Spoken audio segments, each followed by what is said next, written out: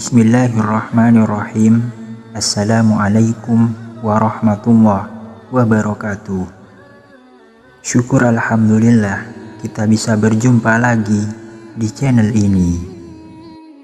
Sholawat dan salam selalu dan tetap tercurahkan kepada junjungan kita Nabi besar Muhammad sallallahu alaihi wasallam. Allahumma sholli ala sayyidina Muhammad wa ala ali sayyidina Muhammad. Harapan dan doa saya semoga saudaraku semuanya selalu diberikan kesehatan, dilapangkan rezekinya, diampuni dosa-dosanya, dan dipanjangkan umurnya. Amin ya rabbal alamin. Sahabat beriman yang dirahmati Allah, mempunyai rasa cinta itu wajar saja sebagai khalifah Allah di bumi ini. Namun jika rasa cinta itu ditujukan pada seseorang yang sudah beristri, merupakan hal yang tidak wajar dan tidak dianjurkan dalam ajaran Islam. Karena hal tersebut secara tidak langsung akan menyakiti hati istri jika ia tahu. Berbeda halnya seorang laki-laki yang sudah beristri dan ingin menikahi perempuan lain hanya untuk menjaga harkat martabatnya. Di sisi lain istrinya juga mendukung, itu beda cerita. Tapi jika dipikir-pikir, wanita mana yang rela suaminya berbagi cinta dengan wanita lain? Sahabat beriman yang dirahmati Allah, seperti apakah hukum Islam tentang mencintai suami orang? Hukum Islam tentang mencintai suami orang. Cinta menurut Islam merupakan hal yang dihalalkan asal bisa mengendalikannya dan tidak memberikan cinta tersebut secara berlebihan. Karena cinta paling besar sudah selayaknya hanyalah kepada Allah. Karena semua yang berlebihan itu dilarang dalam Islam. Mencintai suami orang dalam Islam bisa berujung zina karena dipenuhi dengan hawa nafsu. Contohnya saja zina mata, karena setiap bertemu selalu ingin menatapnya lama dan tidak ingin berpaling dari pandangannya. Allah Subhanahu wa ta'ala berfirman, "Dan janganlah kamu mendekati zina. Sesungguhnya zina itu adalah suatu perbuatan yang keji dan suatu jalan yang buruk." Quran Surat Al-Isra ayat 32. Dikutip dari kitab Al-Zawajir an I'tiraf Al-Kabair oleh Imam Al-Haisami, dijelaskan bahwa perilaku ataupun tindakan yang memicu rusaknya hubungan seorang suami dengan seorang istri ialah sesuatu hal yang bisa dikatakan haram hukumnya. Tindakan tersebut sudah dikategorikan dalam dosa besar. Mengenai pernyataan yang dikutip tersebut juga diperkuat dengan penjelasan yang ada pada hadis berikut ini. Dari Abu Hurairah radhiyallahu anhu mengenai hal tersebut bahwa Rasulullah sallallahu alaihi wasallam pernah bersabda, "Barang siapa menipu dan merusak hubungan seorang hamba dari tuannya, maka ia bukanlah bagian dari kami. Dan barang siapa merusak hubungan seorang wanita dari suaminya, maka ia bukanlah bagian dari kami." Kemudian Rasulullah sallallahu alaihi wasallam juga bersabda, "Tidak halal bagi seorang wanita meminta kepada suaminya agar sang suami mencerai wanita lain yang menjadi istrinya, dengan maksud agar sang wanita ini memonopoli piringnya. Sesungguhnya hak dia adalah apa yang telah ditetapkan untuknya, sesuai dengan kedudukan wanita dalam Islam.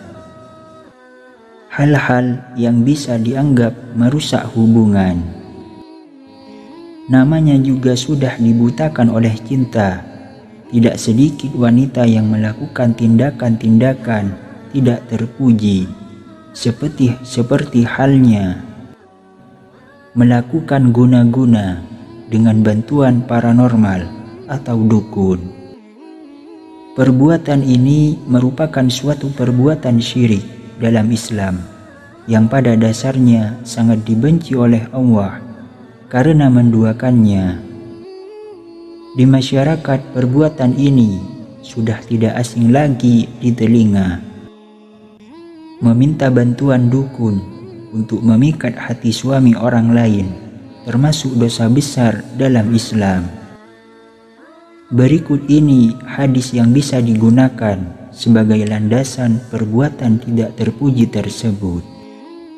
Rasulullah Shallallahu Alaihi Wasallam bersabda, "Barang siapa mendatangi peramal lalu mempercayai apa yang dikatakannya, maka sholatnya tak diterima selama 40 hari."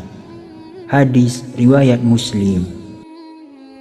Mereka paranormal itu tidak ada apa-apanya.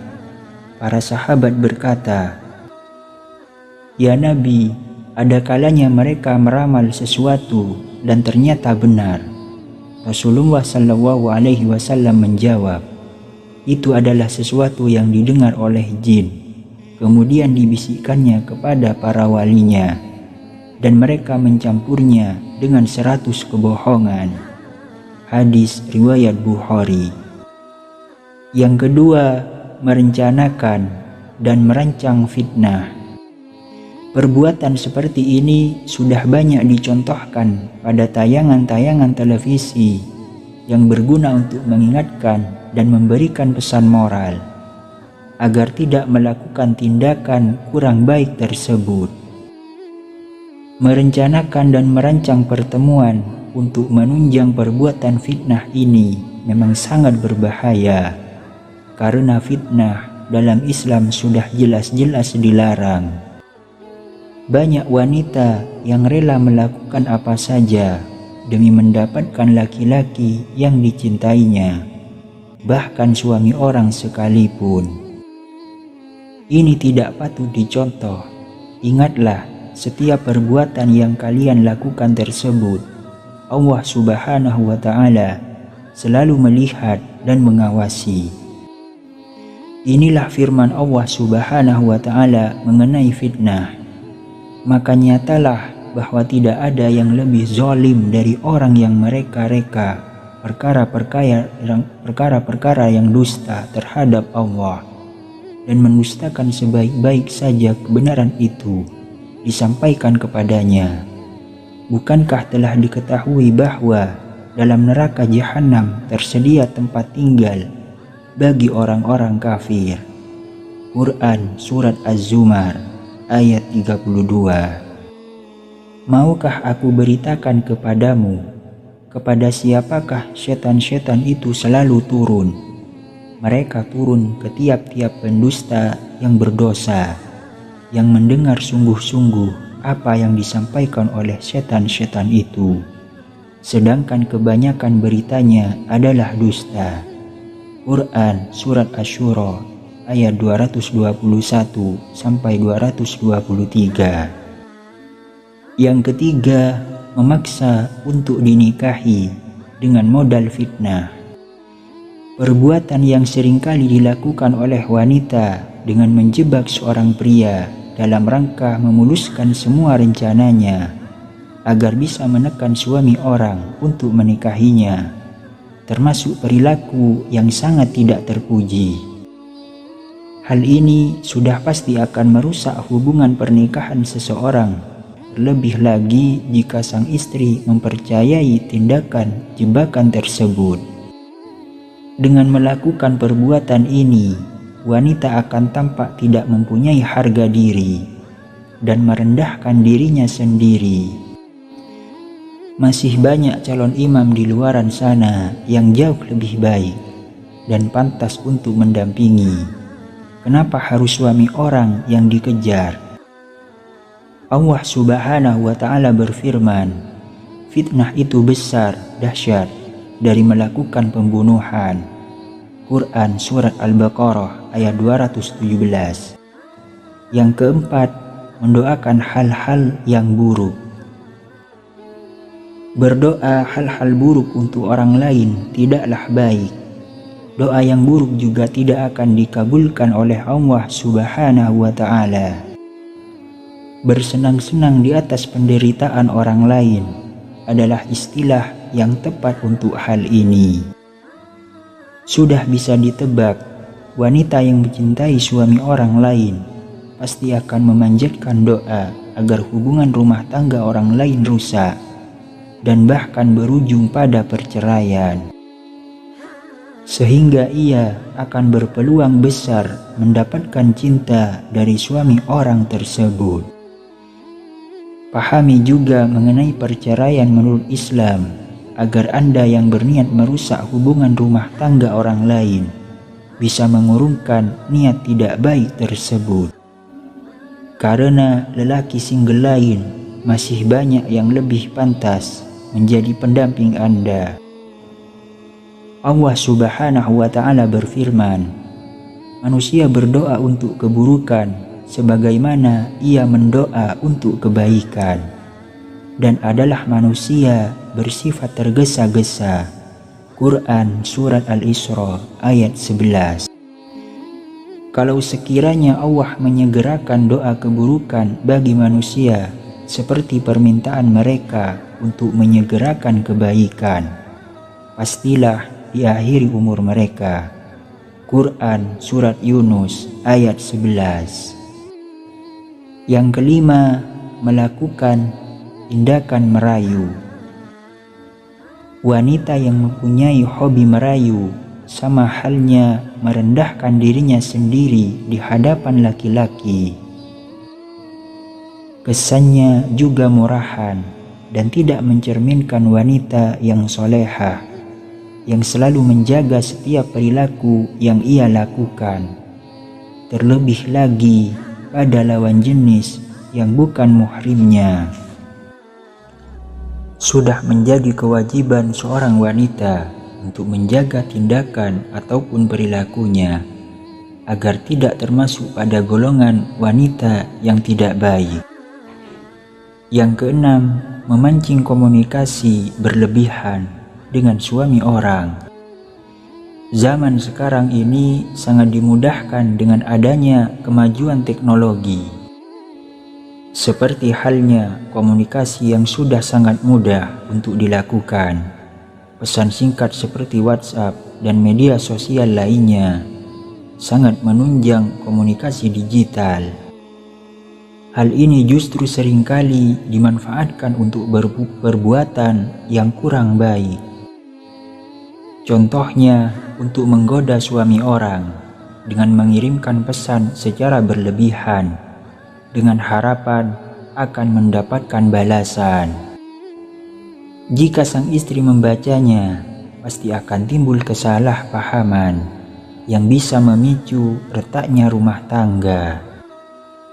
Berikut berbagai pendapat yang disampaikan oleh ulama sebagai acuan dan sumber landasan kita mengenai permasalahan hukum mencintai suami orang dalam Islam.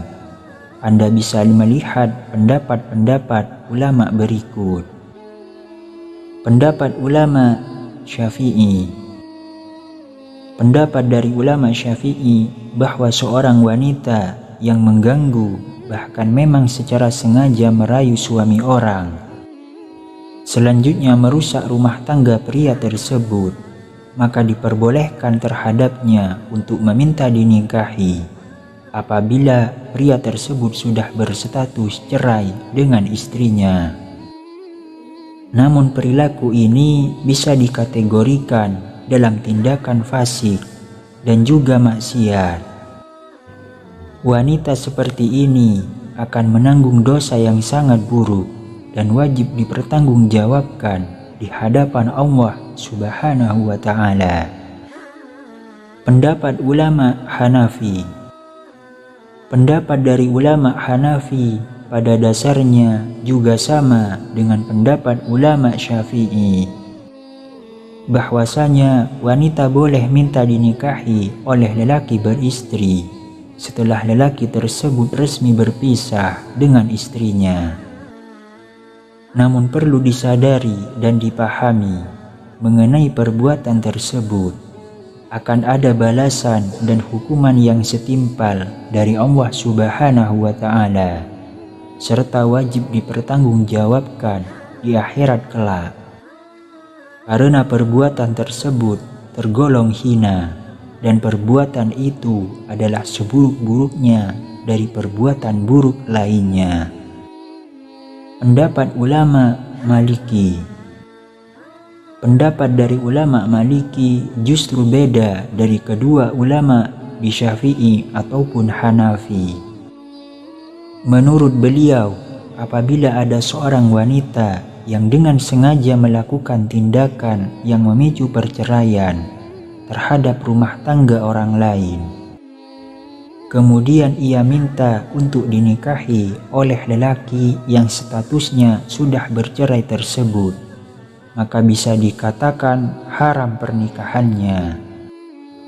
Hal ini disertai dengan alasan yang masuk akal, karena adanya tindakan yang mengambil jalan tidak baik dengan merusak hubungan rumah tangga orang lain.